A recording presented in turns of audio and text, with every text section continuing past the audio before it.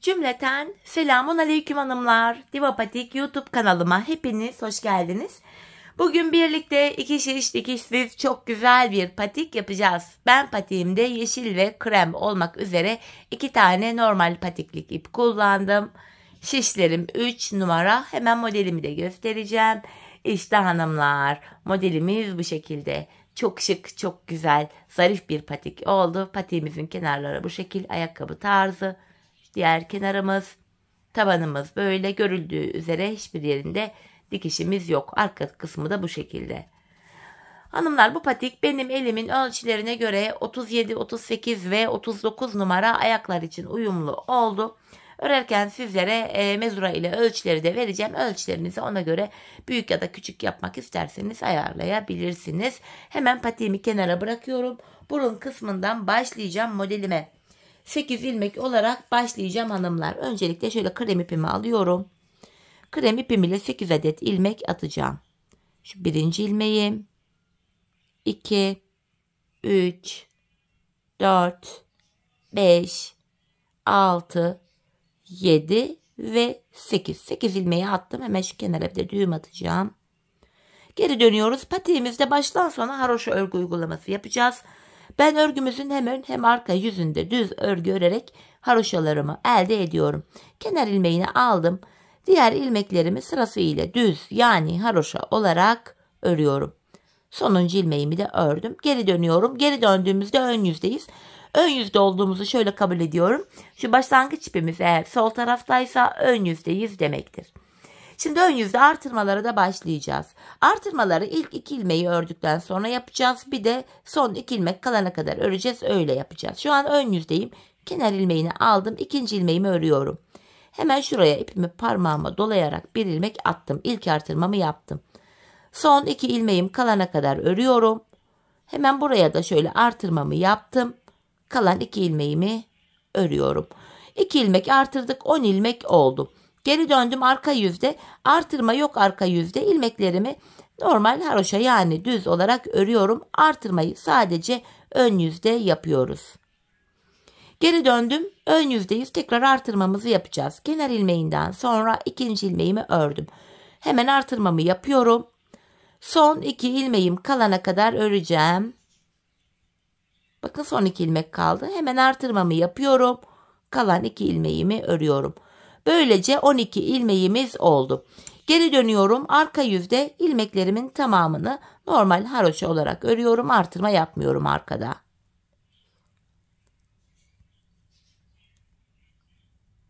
Sonuncu ilmeğimi de ördüm. Şimdi ön yüzdeyiz. Artık bu modelimizi kurmaya başlayacağız hanımlar. Modelimiz toplamda 21 sıradan oluşuyor. Modelimizin ilk sırasını yapacağız şimdi. Kenar ilmeğini aldıktan sonra ikinci ilmeğimi örüyorum. Hemen artırmamı yaptım. Burada 3 ilmek oldu. Dördüncü ilmeğimi de ördüm. 5, 6. 6 tane artırdığım ilmekle birlikte 6 ilmek ördüm. Şimdi yeşil ipimi ekleyeceğim hanımlar. Modelimizin birinci sırasındayız. Bu ortaya 2 tane yeşil örüyorum. Şu birinci yeşil ilmeğim, şu da 2. Yeşil ipimin ucunu da hemen kremime düğümleyeceğim. Patiğimiz sökülmesin hanımlar. Buraya 2 tane sıkı bir düğüm attım. 2 yeşilden sonra hemen kremimi aldım. Son 2 ilmeğim kalana kadar örüyorum. Hemen artırmamı yine yaptım. Kalan 2 ilmeğimi de ördüm. Şimdi de 14 ilmek oldu. Arka yüzdeyiz. Arka yüzde model kurulumu yapılmıyor hanımlar. Artırma da yapılmıyor. Arka yüzde ilmeklerimizi gördüğümüz renklerle haroşa olarak örüyoruz. Arka yüzdeyim. Krem ilmeklerimi krem ipim ile haroşa örüyorum. Bakın renk geçişi yaparken arkada ipimi arkada bıraktım. Şöyle çaprazlamasına yeşilimi aldım. 2 ilmek yeşilimi yeşil ile örüyorum. Yine yeşilimi arkada bıraktım. Kremimi aldım. Kalan 6 ilmeğimi krem ipim ile örüyorum. Modelde ilk sıramızda bu hanımlar. Ön yüzde model kurulumunu yapıyoruz. Arka yüzde ilmekleri gördüğümüz gibi örüyoruz. Modelin ilk sırasını yapmış olduk. Şimdi modelde ikinci sıradayız. Kenar ilmeğini aldım. İkinci ilmeğimi örüyorum. Hemen artırmamı yaptım yine. Burada 3 ilmek oldu. Şu 4, 5, 6 ilmek ördüm. Şöyle yine çaprazlamasına bakın, kremin altından alarak yeşilimi alıyorum. 4 ilmek yeşil örüyorum. 2, 3, 4. Tekrar kremimi aldım. Son 2 ilmeğim kalana kadar örüyorum. Yine artırmamı yaptım. Kalan 2 ilmeğimi de ördüm. Şimdi de 16 ilmeğimiz oldu. Arka yüzdeyiz. Arka yüzde yine artırma yapmayacağız. İlmeklerimizi gördüğümüz renklerle haroşa olarak öreceğiz. Kremlerimi krem ile ördüm. Yeşilimi alıyorum. 4 yeşilimi yeşil ipim ile örüyorum. Tekrardan yeşili arkada bırakıp kremimi aldım. Kalan 6 ilmeğimi de krem ipim ile örüyorum. Şimdi geri döndüm. Ön yüzdeyiz hanımlar. Modelde 3. sıramız. Kenar ilmeğini aldım. 2. ilmeğimi ördüm. Hemen artırmamı yapıyorum.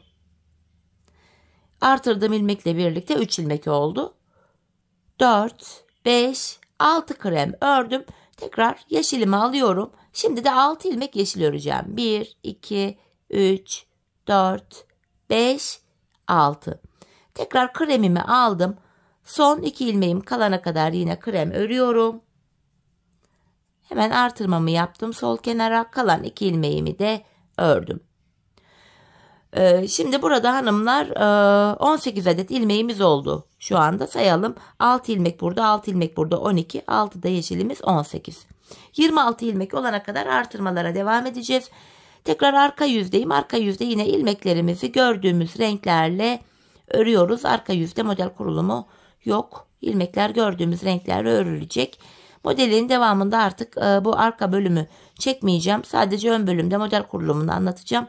Arka bölümde ilmeklerimizi sadece gördüğümüz renklerle haroşa olarak öreceğiz.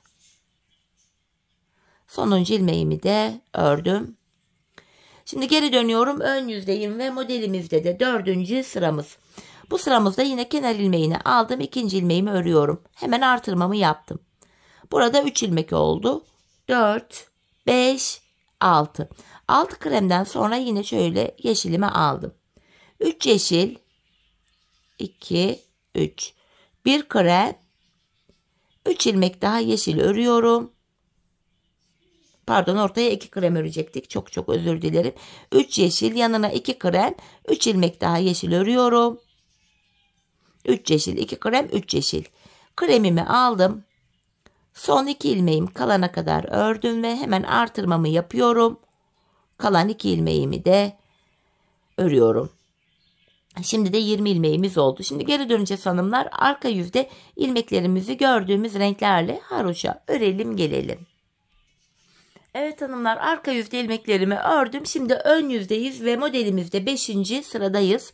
Kenar ilmeğini alıyorum. 2. ilmeğimi ördüm. Hemen artırmamı yapıyorum. Bakın 3 ilmek oldu burada. 4, 5, 6 ilmek krem ördüm. Yeşilimi aldım yine. 3 yeşil, 1, 2, 3. Kremimi alıyorum. Ortaya 4 krem öreceğim şimdi. 2, 3, 4. Tekrar yeşilimi alıyorum. 3 tane yeşil örüyorum.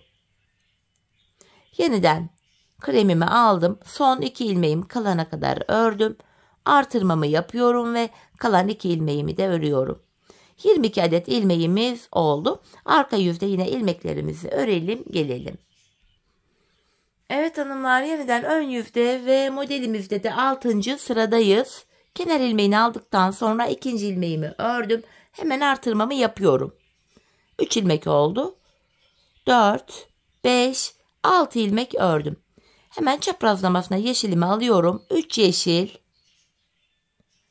Kremimi aldım. Ortaya 6 tane yeşil örüyorum. 2, 3, 4, 5, 6. Yeniden yeşilimi aldım. 3 ilmek yeşil. Tekrar kremimi aldım. Son 2 ilmeğim kalana kadar örüyorum. Artırmamı yaptım ve kalan 2 ilmeğimi örüyorum. Böylece 24 ilmeğimiz oldu. 6. sıramızda yaptık. Yine arka yüzde ilmeklerimizi gördüğümüz renklerle haroşa örelim gelelim. Evet hanımlar, modelde yeniden ön yüzdeyiz ve 7. sıradayız. Kenar ilmeğini aldıktan sonra 2. ilmeğimi de örüyorum. Artık son kez artırma yapacağız. Artırmalarla birlikte 26 ilmek olacak. Sonrasında artırma yapmayacağız. Burada 3 ilmek oldu. 4, 5, 6. Yeşil ipimi alıyorum. Buraya 3 tane yeşil. Yanına bir krem. Bir yeşil. Ortaya 4 krem. 2, 3, 4. Tekrar yeşilimi alıyorum. Bir yeşil. Bir krem. 3 yeşil. Ve tekrar kremimi aldım. Son 2 ilmeğim kalana kadar ördüm. Son kez sol kenarda da artırmamı yapıyorum. Kalan 2 ilmeğimi örüyorum. Artık 26 ilmek oldu. Sonrasında artırma yok. 26 ilmek ile modelimize devam edeceğiz hanımlar. Şimdi arka yüzde ilmeklerimizi örelim gelelim. Evet hanımlar, arka yüzde ilmeklerimi ördüm. Şimdi ön yüzde ve modelde 8. sıradayız. Kenar ilmeğini aldım. Şu ikinci ilmeğim 3, 4, 5. 5 ilmek ördüm. Yeşilimi alıyorum. Buraya 3 yeşil. 1, 2, 3. Bir krem. Bir yeşil. Bir krem. Bir yeşil. Tam ortaya 2 tane krem örüyorum. Şimdi buraya yine bir yeşil. Bir krem. Bir yeşil. Bir krem. 3 tane yeşil örüyorum. Ve kalan 5 ilmeğimi de krem ipim ile örüyorum. 8. sıramız da bu şekildeydi. Arka yüzde ilmeklerimizi örelim gelelim. Evet hanımlar, yeniden ön yüzde ve modelde 9. sıradayız. Kenar ilmeğini aldıktan sonra 2, 3, 4, 5 tane krem ördüm. Şimdi yeşilimi alıyorum. Buraya 2 tane yeşil örüyorum. 1, 2. Kremimi aldım. 3 tane krem. 1, 2, 3. Bir tane yeşil. Bir tane krem. Ortaya 2 tane yeşil örüyorum. İkinci desenimizin de başlangıcı oluyor burası. Yani tam olarak şu. 2 tane yeşilden sonra yanına bir krem. Bir yeşil. 3 tane krem örüyorum. Ve 2 ilmek daha yeşil. Kalan 5 ilmeğim krem ile örülüyor. 9. sıramız da bu şekildeydi. Yine arka yüzde ilmeklerimizi gördüğümüz renklerle örelim gelelim. Evet hanımlar, yeniden ön yüzde ve 10. sıradayız. Kenar ilmeğinden sonra 2, 3, 4, 5 ilmek krem ile ördüm. Yeşilimi alıyorum. Bir yeşil, bir krem, bir yeşil. Yanına 3 tane krem öreceğim. 1, 2, 3. Tekrar yeşilimi alıyorum. Ortaya 4 tane yeşil. 2, 3, 4. Yeniden kremi aldım. 3 tane krem. Buraya bir yeşil, bir krem, bir yeşil ördüm ve kalan 5 ilmeğim krem ile örülüyor. Bu şekilde. Arka yüzde ilmekleri örelim gelelim. Evet hanımlar, yeniden ön yüzde ve 11. sıradayız. Bu sıramızda kenar ilmeğinden sonra 2, 3, 4, 5, 6 ilmek kremle ördüm. Yeşilimi alıyorum. Bir yeşil, bir krem, bir yeşil, bir krem. 6 tane yeşil örüyorum. 2, 3, 4, 5, 6. Buraya da yine bir krem, bir yeşil, bir krem, bir yeşil ördüm. Kalan 6 ilmeğimi de krem ile örüyorum. 11. sıramızda böyle. Arka yüzde ilmeklerimizi örelim gelelim. Evet hanımlar, ön yüzdeyiz ve modelimizde 12. sıradayız. Bu sıramızda kenar ilmeğinden sonra 2, 3, 4, 5, 6, 7 tane krem ördüm. Hemen yeşilimi alıyorum. Bir ilmek yeşil. Yanına bir tane krem. 3 tane yeşil öreceğim. 1, 2, 3. Ortaya 2 tane krem. Tekrar 3 tane yeşil.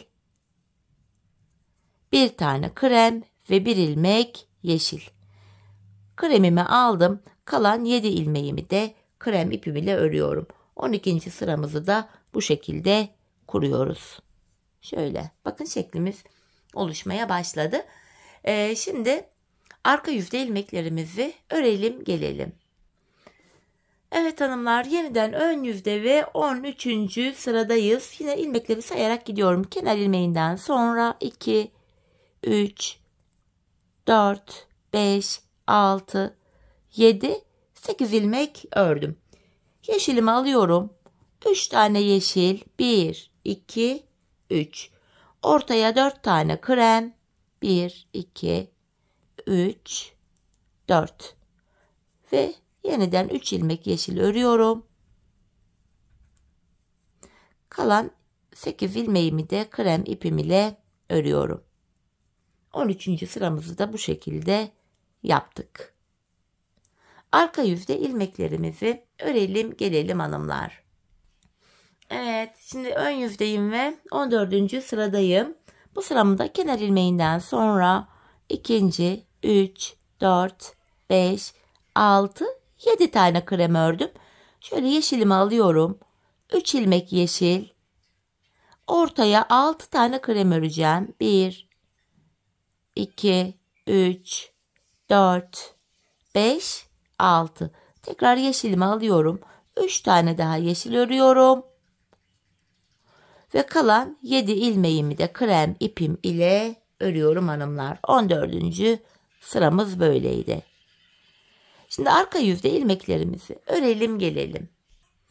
Evet hanımlar, yeniden ön yüzde ve modelde 15. sıradayız. Bu sıramızda kenar ilmeğini aldıktan sonra 2, 3, 4, 5, 6 ilmek ördüm krem ile. Yeşilimi alıyorum. 3 yeşil, 1 krem, 1 yeşil, ortaya 4 tane krem öreceğim. 2, 3, 4. Tekrar yeşilimi alıyorum. 1 yeşil, 1 krem, 3 yeşil. Ve kalan 6 ilmeğim de krem ile örülüyor. 15. sıramızı yaptık. Yine arka yüzde ilmekleri örelim gelelim. Evet hanımlar, şimdi de modelimizde 16. sıradayız. Kenar ilmeğinden sonra 2, 3, 4, 5 ilmek krem ile ördüm. Yeşilimi alıyorum. 3 yeşil, 1, 2, 3. 1 krem, 1 yeşil, 1 krem, 1 yeşil. Ortaya 2 tane krem örüyorum. Yine buraya 1 yeşil, 1 krem, 1 yeşil, 1 krem ve 3 ilmek yeşilimi ördüm. Kalan 5 ilmeğimi krem ipim ile örüyorum. 16. sıramız. Arka yüzde ilmeklerimizi örelim gelelim. Evet hanımlar, yeniden ön yüzde ve 17. sıradayız. Yine kenara 5 ilmek kremimi öreceğim. 2, 3, 4, 5. Yeşilimi alıyorum. 2 yeşil. 1, 2. Kremi aldım. 3 ilmek krem. 1, 2, 3. Ortaya 1 yeşil. Yanına 1 krem. Tam bu orta bölüme 2 tane yeşil ördüm. Tekrar 1 krem. 1 yeşil. 3 tane krem. 2 tane yeşil. Ve kalan 5 ilmeğimi krem ile örüyorum. 17. sıramızı yaptık. Şimdi arka yüzde yine ilmeklerimizi örelim gelelim. Evet hanımlar, yeniden ön yüzde ve 18. sıradayız. Kenar ilmeğinden sonra 2, 3, 4, 5 tane krem ördüm. Yeşilimi alıyorum. 1 yeşil, 1 krem, 1 yeşil. Yanına 3 tane krem öreceğim. 1, 2, 3. Ortaya 4 yeşil. 1, 2, 3, 4. Tekrardan kremimi alıyorum. 3 krem. 1 yeşil. 1 krem. Ve bir tane daha yeşil ördüm. Kalan 5 ilmeğimi krem ile örüyorum. 18. sıramız böyleydi. Yine arka yüzde ilmekleri örelim gelelim. Evet hanımlar, yeniden ön yüzde 19. sıradayız. Kenar ilmeğinden sonra 2, 3, 4, 5 ve 6 ilmek ördüm krem ile. Yeşilimi alıyorum. Bir yeşil, bir krem, bir yeşil, bir krem. 6 tane yeşil, 2, 3, 4, 5, 6. Tekrardan kremi aldım. Bir krem, bir yeşil, bir krem, bir yeşil. Kalan 6 ilmeğimi de krem ipim ile örüyorum. 19. sıramızı da böylece tamamladık. Arka yüzde ilmekleri örelim gelelim. Evet hanımlar, şimdi yeniden modelde ön yüzde 20. sıradayız. Kenar ilmeğinden sonra 2, 3, 4, 5, 6, 7 tane kremimi ördüm. Yeşilimi alıyorum. Bir yeşil, bir krem, 3 yeşil, ortaya 2 tane krem, tekrardan 3 tane yeşil, bir krem ve bir ilmek yeşil ördüm. Kremimi alıyorum. Kalan 7 ilmeğimi de krem ipim ile örüyorum. 20. sıramızı da tamamlamış olduk. Yine arka yüzde ilmeklerimizi örelim gelelim. Evet hanımlar, yeniden ön yüzde ve modelde 21. sıradayız. Yani sonuncu sıramız oluyor bu. Bu sıramızda kenar ilmeğinden sonra 2, 3, 4, 5, 6, 7, 8 ilmek krem ile ördüm. Yeşilimi alıyorum. 3 yeşil. Kremimi aldım. Ortaya 4 krem. 3, 4 ve tekrar yeşilimi aldım. 3 yeşil örüyorum.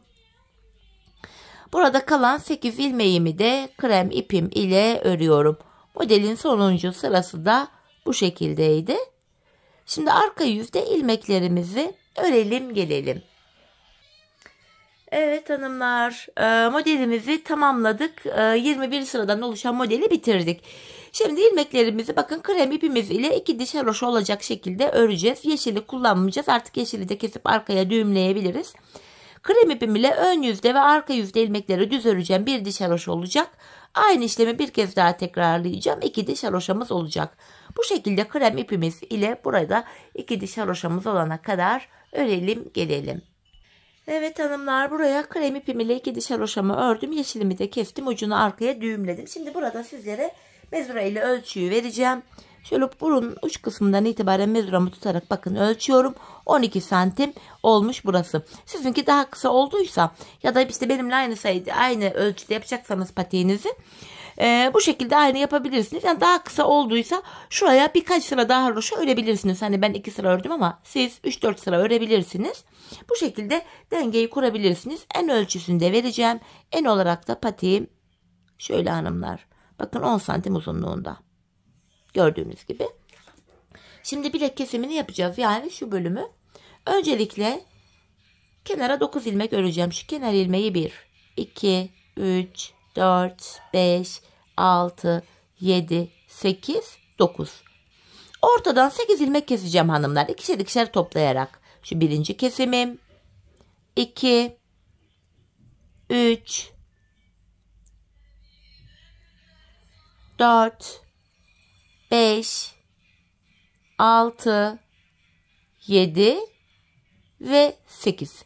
8 ilmeğimi kestim. Şu sol kenarda da bakın 3, 6, 9 ilmek kaldı.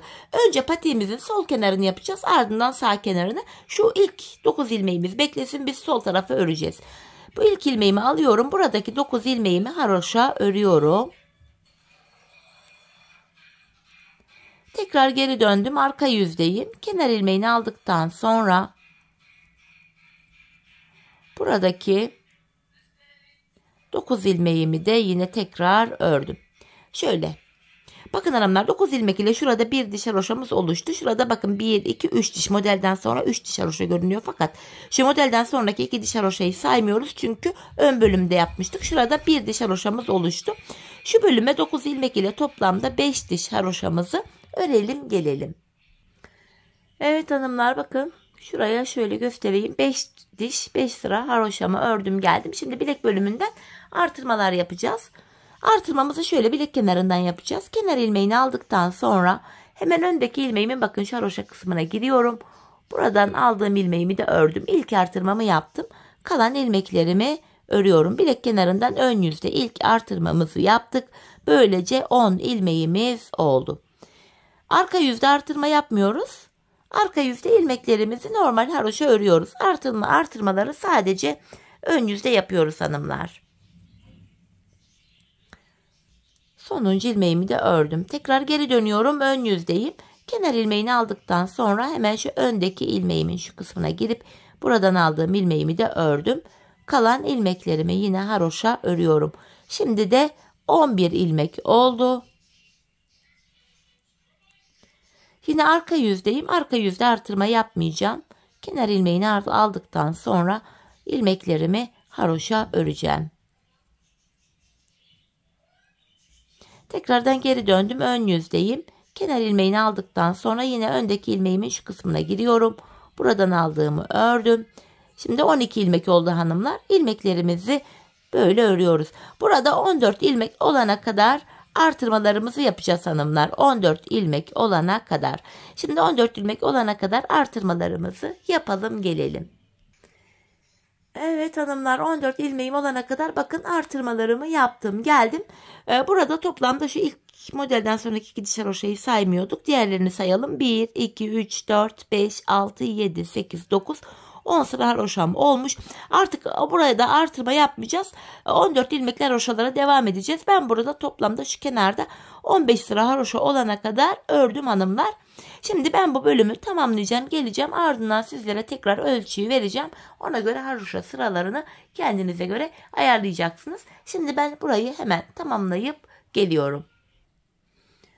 Evet hanımlar 15 sıra olacak şekilde bu kenarımızı ördüm. Şimdi boydan bir ölçüyü vereyim sizlere mezura ile. Ona göre ben 15 sıra yaptım ama belki sizler daha fazla yaparsınız. Örgünüze göre değişiklik gösterebilir. Hemen şöyle buruna sıfırlıyorum mezuramın ucunu. Bakın hiç patiğimi germeden sündürmeden öylece ölçüyorum. Hemen şöyle şurayı sıfırladım. Hanımlar ölçümüz ortalama şöyle 18,5 santim. Bir kısım da fazla, hatta bir tık da fazla. Ölçümüz bu. Şimdi bu sol kenarımızı bitirdik. Siz buraya 17-18 sıra haroşa yapabilirsiniz. Boyutuna göre, ölçünüze göre. Şimdi burada ilmeklerimi ikişer ikişer toplayarak biraz gevşek, esnek bir şekilde kesiyorum. Gevşek kesmekte fayda var çünkü patiğimizin arka bölümünü yaparken bu kesim yaptığımız ilmek yerlerinden ilmekler çıkaracağız. İlmekleri rahat, kolay çıkartabilelim diye gevşek bir kesim yapmamızda fayda var. Şöyle ilmeklerimizi kesiyorum. Son bir ilmeğim kaldı. Onu da kestim. En son şuraya bir tane bir zincir oluşturdum. Şurada hanımlar bir düğüm atacak kadar ip bırakıyorum. İpimi kesiyorum. Sonrasında bu uca tekrar krem ipimizi bağlayacağız. Sol kenar bitti. Sağ kenara arka yüzden başlayarak yapacağız hanımlar. Yine krem ipimi şuraya ekliyorum. İlk ilmeğimi ördükten sonra şöyle ipimin ucunu arkaya doğru şöyle alıyorum. İkinci ilmeğimi de örüyorum. Tekrardan arkada şöyle bir düğümleyeceğim buraya. Patiğimiz sökülmesin diye düğümümüzü atıyoruz. Yine buradaki 9 ilmek ile haroşaları yapacağız. Sol kenar nasıl olduysa sağ kenarda aynı şekilde olacak hanımlar. Şöyle ilmeklerimi arka yüzde ördüm. Şöyle baktığımızda şu ilk iki diş haroşa modelden sonraki haroşaydı. Burada da yine 9 ilmek ile bir diş haroşa oldu. Burada yine 9 ilmek ile toplamda 5 diş haroşamız olana kadar örelim gelelim. Evet hanımlar burada bakın 5 diş haroşam olana kadar 9 ilmeğimi ördüm geldim. Şimdi artırmalarımızı yapacağız. Artırmalarımızı burada bu sol taraftan yapacağız bilek bölümünden. Bu sağ kenarın artırması da şöyle oluyor. Kenar ilmeğini örmeden aldım. Burada da son bir ilmek kalana kadar öreceğim. Öyle artırma yapacağım. Bakın son bir ilmeğim kaldı. Burada en son ördüğüm ilmeğin şu ön kısmına giriyorum. Buradan aldığım ilmeğimi böyle düz ördüm. Sonuncu ilmeğimi de örüyorum. Artırmamızı yaptık. Böylece 10 ilmek oldu. Tekrar arka yüzdeyim. Arka yüzde artırma yapmıyoruz yine. İlmeklerin tamamını haroşa örüyoruz. Tekrar geri döndüm hanımlar. Ön yüzdeyiz. Yine ön yüzde Kenarda son bir ilmek kalana kadar öreceğim. En son ördüğüm ilmeğin ön kısmına girerek buradan aldığım ilmeğimi de düz ördüm. Sonuncu ilmeğim de düz örülüyor. Böylece 11 ilmek oldu. Sağ kenarın artırması da böyle yapılıyor. Arka yüzde yine artırma yok. Yine hanımlar diğer tarafta 14 olana kadar artırmıştık. Burada da 14 olana kadar artıracağız. Ardından 14 ilmek ile haroşalara devam edeceğiz. Ben şu kenara 15 sıra haroşa yapmıştım. Bu sağ kenara da aynı sayıda haroşalarımı yapacağım. Siz de bu kenara kaç sıra boy olarak kaç sıra haroşa yaptıysanız sağ kenarı da aynı sayıda yapmanız gerekiyor. Şimdi sağ kenarımızı da hanımlar tamamlayalım, gelelim, ardından buluşalım. Evet hanımlar, patiğimin sağ kenarında ördüm. 15 sıra haroşam var. 15 haroşamı ördükten sonra ön yüzde ilmeklerimi tekrar ördüm. Çünkü geri döneceğim. Sağ kenarda arka yüzde kesim yapacağız. İlmeklerimi yine burada da gevşek bir şekilde ikişer ikişer toplayarak kesiyorum. Böylece sağ kenarımızı da tamamlamış olduk. Birazdan patiğimizin kenarlarına geçeceğiz.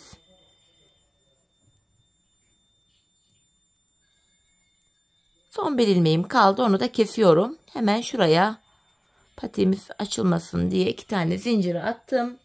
İpimi kesiyorum. Patiğimizin üst bölümlerini böylece tamamladık. Şimdi şu kenarlarını öreceğiz hanımlar. Patiğimizin şu kenarlarında misinalı şiş kullanabilirsiniz. Ama ben misinalı şiş kullanmakta zorlandığım için şöyle 2 tane daha yedek şiş kullanacağım.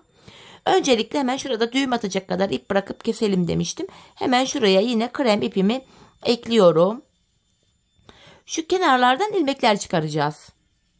Bakın şuradaki ilk kenar ilmek yerim şurası. İlmeğin 2 kanadına birden girerek ilmek çıkarıyorum. Şu kenar ilmek yerlerine girerek. Bu şekilde. Şu anda bakın 5 ilmeğim oldu. 6, 7. Bu şekilde ilmekler çıkaracağız. Ben böyle patiğimin şu burun kısmına kadar hanımlar, şu başlangıç yerine gelene kadar, şuraya gelene kadar 41 ilmek çıkarttım. Siz bu aşamada şu haroşa sayısını fazla yaptıysanız ilmeğiniz 41 değil de 43 olur, 44 olur. Ya da daha az haroşa yaptıysanız buraya ilmek sayınız 38 olur, 39 olur. Bu değişiklik gösterebilir. Dediğim gibi ben şu burun kısmına gelene kadar 41 ilmek çıkarttım. Şimdi burun kısmına kadar ilmeklerimizi bu şekilde çıkarıp gelelim.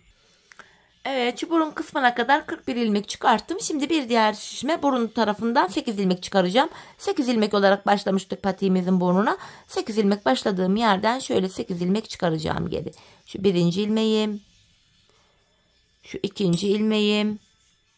Şu başlangıç ipinin ucunda gizleyerek götüreyim. Şu üçüncü ilmek.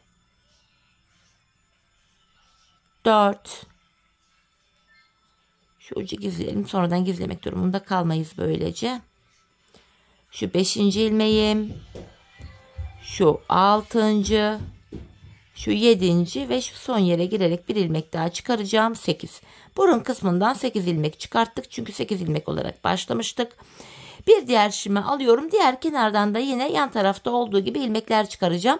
Buradan da hanımlar yine 41 ilmek çıkaracağım. Kenarlardaki ilmek sayıları eşit olmalı çünkü. Bu şekilde yine bakın şu kenar ilmek yerlerine girerek sırasıyla ilmekler çıkaracağız. Şu son kenar ilmek yerine gelene kadar dediğim gibi ben burada 41 çıkarttım. Burada da 41 çıkaracağım. Sizler şuraya kaç ilmek çıkarttıysanız diğer kenara da aynı sayıda ilmeklerinizi çıkartın gelin. Evet hanımlar, bu uca kadar yine 41 ilmeğimi çıkarttım. Şimdi geri dönüyorum. Arka yüzdeyiz. Bu aşamada yine kenar ilmeğini örmeden aldım. İlmeklerimin hepsini düz olarak yani haroşa olarak öreceğim. Bakın ön yüze bir diş haroşa düşüyor bu şekilde. İlmeklerimizi düz olarak öreceğiz. Önce bu şişimizi, sonrasında burun kısmındaki 8 ilmeği, sonra diğer şişteki 41 ilmeği şu sıra sonuna kadar haroşa örelim gelelim. Evet hanımlar, diğer uca kadar ilmeklerimi ördüm. Bakın kenara krem ipimizle bir diş haroşa düştü. Şimdi buraya bir diş haroşayı da yeşil ile yapacağım. Yeşil ipim ile.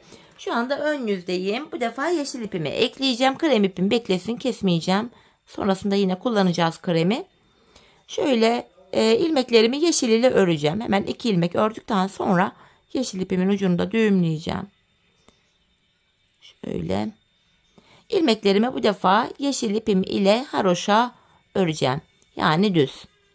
Bu şekilde hanımlar. Bu şekilde diğer uca kadar öreceğiz. Şöyle düz olarak Diğer uca kadar öreceğiz. Yani şu kenara kadar ön yüzde öreceğiz. Sonra arka yüzde de döneceğiz. İlmekleri tekrar düz örüp buraya geleceğiz. Böylece yeşil ile bir diş haroşamız düşecek. Bakın şöyle, ilk diş haroşamızı krem ile yaptık birlikte. Sonra yeşili taktık. Yeşil ile bir diş haroşa yapacağız. Ardından 2 diş haroşa daha krem ile yapacağız.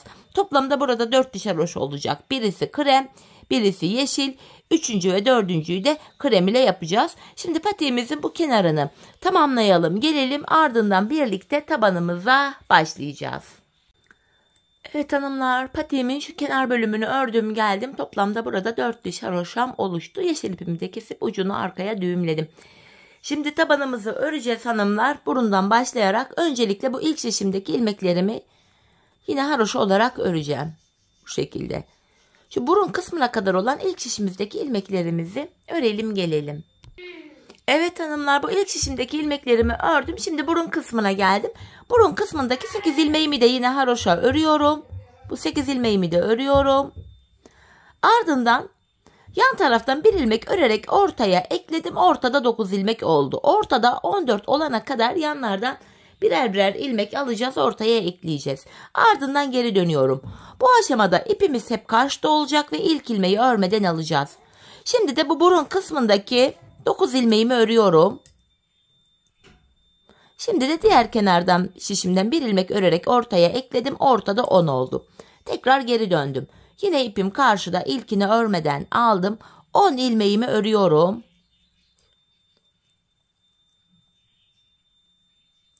Ve yan taraftan yine bir ilmek örerek ortaya koydum. Ortada 11 oldu. Tekrar geri döndüm. İpim karşıda, ilkini örmeden aldım. 11 ilmeğimi örüyorum. Şimdi de şuradaki şişimden bir ilmek örerek ortaya ekledim. Ortada 12 ilmeğimiz oldu. Tekrar geri döndüm.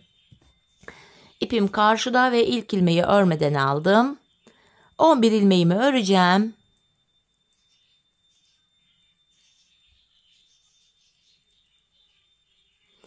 Pardon, burada 12 ilmeğimiz vardı. 12 ilmeği ördüm. Yan taraftan bir ilmek daha örerek ortaya ekledim. Ortada 13 ilmeğimiz oldu. Tekrar geri dönüyorum. Yine ipim karşıda. İlk ilmeği örmeden alıyorum. 13 ilmeğimi öreceğim.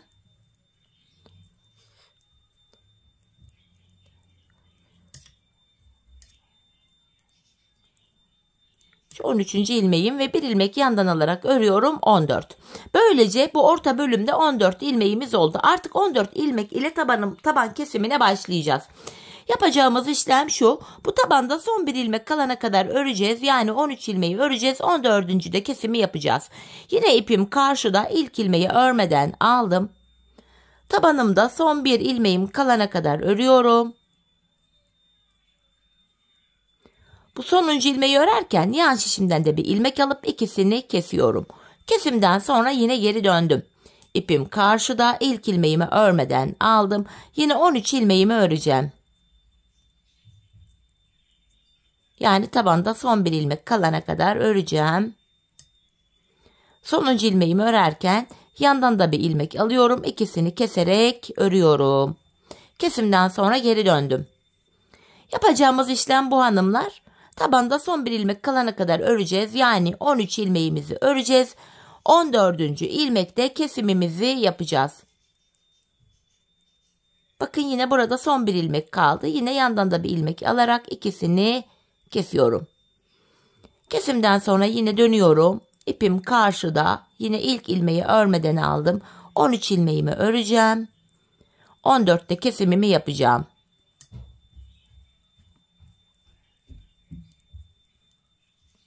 Sonuncu ilmekte yandan da bir ilmek alıp kesimimi yapıyorum ve kesimden sonra geri dönüyoruz. Patiğimizin tabanı 14 ilmekle bu şekilde örülecek. Biz bu kesme işlemine sağ ve sol şişimizdeki ilmekler bitene kadar devam edeceğiz hanımlar. Kesim sonunda şişimizde sadece tabanda kullandığımız 14 ilmek kalacak. Şimdi patiğimizin tabanını sizlere anlattığım gibi örelim gelelim. Evet hanımlar, patiğimin tabanını ördüm geldim. Şişimde sadece 14 ilmeğim kaldı. Şimdi bu 14 ilmek ile arka bölümü öreceğiz. Şöyle yine ipim karşıda, ilk ilmeğimi örmeden aldım. Son 2 ilmeğim kalana kadar ilmeklerimi örüyorum. Son 2 ilmeğimi kestim. 13 ilmek kaldı. Ve bakın kenar ilmek yerleri var şuralarda. Bakın ilk kenar ilmek yerine giriyorum. İlmeğin 2 kanadına birden ilmek çıkarttım. Tekrar 14 ilmeğim oldu. Bu şekilde hem patiğimizin arkasını örmüş oluyoruz. Hem de arka bölüm şu kenarlara eklenmiş oluyor. İlmek çıkarttıktan sonra geri döndüm. Yine ipim karşıda, ilk ilmeğimi örmeden aldım. Son 2 ilmeğim kalana kadar yine ilmeklerimi örüyorum. Son 2 ilmeğimi kestim. Bu sağ kenardan ilmek çıkartırken geri dönüyorum, ön yüzden çıkartacağım. Hemen şuradaki kenar ilmek yerine girerek buradan da bir ilmek çıkarttım. Tekrar 14 ilmeğim oldu. Patiğimizin arkası böyle örülüyor. Son 2 ilmek kalana kadar öreceğiz. Son 2 ilmeği keseceğiz ve sıradaki kenar ilmek yerinden ilmek çıkaracağız. Bakın yine son 2 ilmeğimi kestim. Bir sonraki kenar ilmek yerine yeşil olan yere girip ilmeğimi çıkarttım. Geri dönüyorum. Yine ipim karşıda, ilk ilmeği örmeden aldım. Aynı işlemi yapacağım. Yani yine son 2 ilmeğim kalana kadar örüyorum. Son 2 ilmeğimi kestim. Bu sağ kenarda ön yüzde ilmek çıkarıyordum. Geri döndüm. Hemen burada da yeşil kenar ilmek yerine girerek ilmeğimi çıkarttım. Patiğimizin arkası bu şekilde örülecek hanımlar. Biz bu işleme şuraya ve şuraya gelene kadar, yani son kenar ilmek yerlerine gelene kadar devam edeceğiz. Şimdi patiğimizin arka bölümünü tamamlayalım, gelelim. Evet hanımlar, son kenar ilmek yerlerine gelene kadar patiğimin arka bölümünü ördüm geldim. Şimdi ilmeklerimi keseceğim artık. İkişer ikişer toplayacağım ilmeklerimi. Bu şekilde.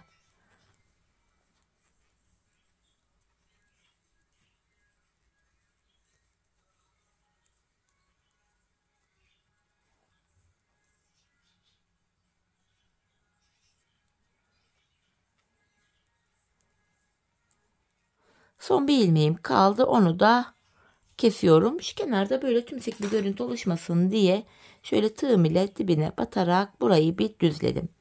Patiğimizi bitirdik hanımlar. Ben patiğimin şu kenarına, bu kenar bölümü düzgün dursun diye 2 sıradan oluşan bir kenar oyası yaptım. İlkini krem ipimizle yapacağız. İkinci sırada da yeşil ipimizi kullanacağız. Öncelikle şuraya bir zincir çekiyorum. Sıradaki kenar ilmek yerine ilmeğin 2 kanadına batarak sık iğne yapıyorum. Çok sıkı bir sık iğne yapmayalım hanımlar. Sık iğnemizi gevşek yapalım. Patiğimizin boğaz kısmı daralmasın. Esnek olsun, ayağımız rahat girsin. Hemen kenar ilmek yerlerine sırasıyla batarak sık iğnemizi yapacağız bu şekilde.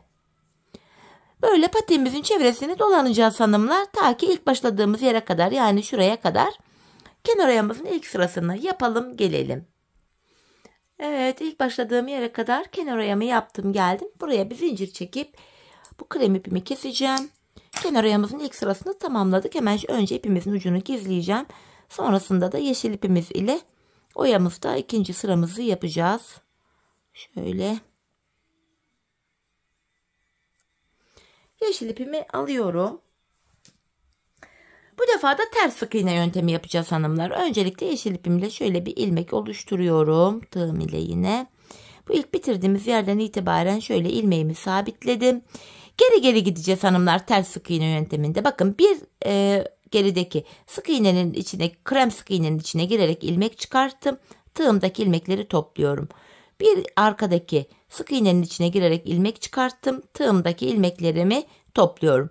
Yani ters sık iğne yöntemi yapıyoruz. Bir gerideki sık iğnenin içine girip ilmek çıkarttım ve tığımdaki ilmeklerimi topluyorum. Bu şekilde ters sık iğne yöntemi ile kenar oyamızın ikinci sırasını yapıyoruz. Böyle bakın, görüntümüz bu. Bu şekilde patiğimizin çevresini bu ilk başladığımız yere kadar dolanalım, gelelim. Evet, kenar oyamı tamamladım. Bakın ilk başladığım yere kadar yaptım.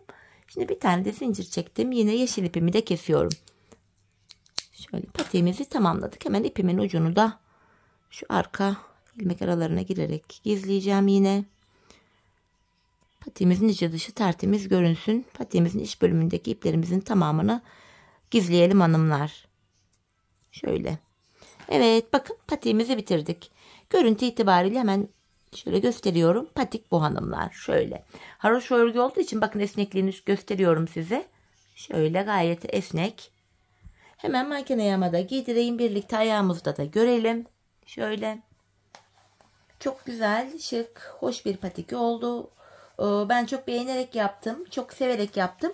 Umarım sizler de patiğinizi benimle birlikte beğenerek, severek yaparsınız. Yapacak olanlara da şimdiden kolay gelsin diyorum hanımlar. Evet, patiğimizin ayaktaki duruşu da işte şu şekilde. Bakın, modelimiz şöyle. Gayet güzel, şık, hoş bir model oldu. Bakın, patiğimizin tabanı, arka kısmı, model bu. Evet hanımlar, yine birlikte güzel bir modelin daha sonuna geldik. Umarım sizlere faydalı, hoş bir video olmuştur. Yeni modellerde, yeni videolarda buluşmak dileğiyle. Şimdilik hoşça kalın, sağlıcakla kalın.